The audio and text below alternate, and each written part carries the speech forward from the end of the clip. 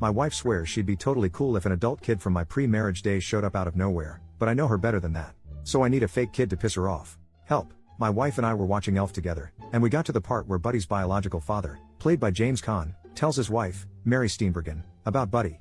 She gets excited about this surprise adult kid that pops into their life from a time before they knew each other. I pointed out to my wife that it's a little unrealistic for Mary Steenburgen's character to immediately be on board with the situation.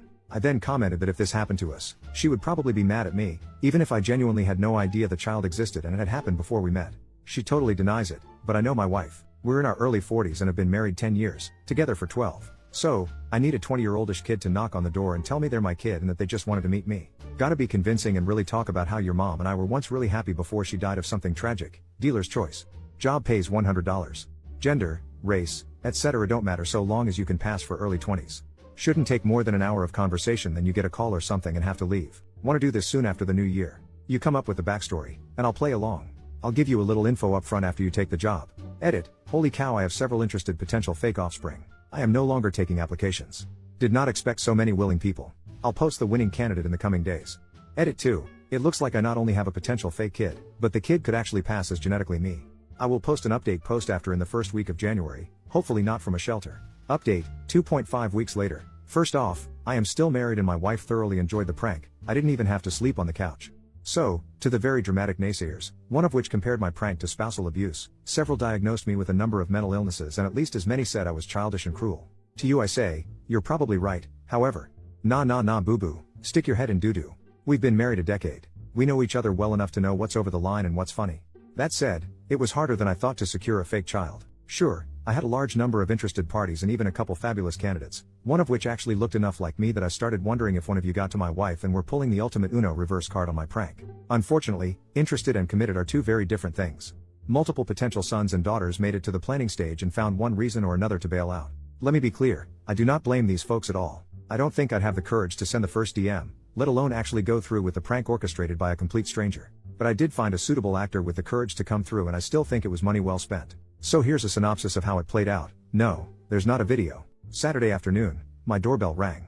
My dog lost his mind, as he is wont to do, and my wife answered the door since I had pretended to take a call moments earlier. My son, looking about 20 to 25, taller and better looking than I, asked if I was home. My wife motioned to me. I had conveniently just ended my fake phone call, and I came to the door. My son, who even shared my first name, his idea, not mine, said he had something kind of strange to talk to me about.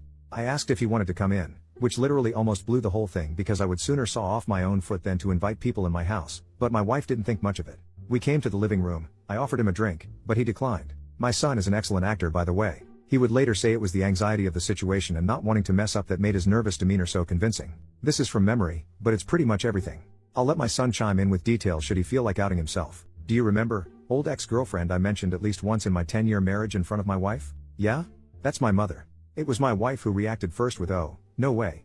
So I looked at her, feigning ignorance and then back at my son and said, "Is she okay?" "Yeah, she's fine. That's not why I'm here." My wife was nearly busting out of her chair, totally engrossed and completely consumed with two strong theories. 1. Her husband had a long-lost son. And more importantly, 2.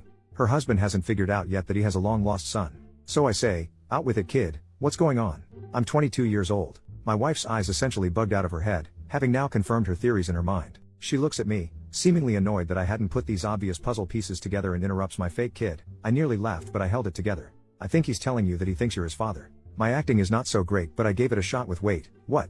My look of shock could use some work, but it played for the audience. My son looked at me and said, "She's right. And I'm not here to ask for anything. In fact, I don't have a lot of time to stay, but I just wanted to meet you and maybe exchange numbers." Me, this is a lot to take in.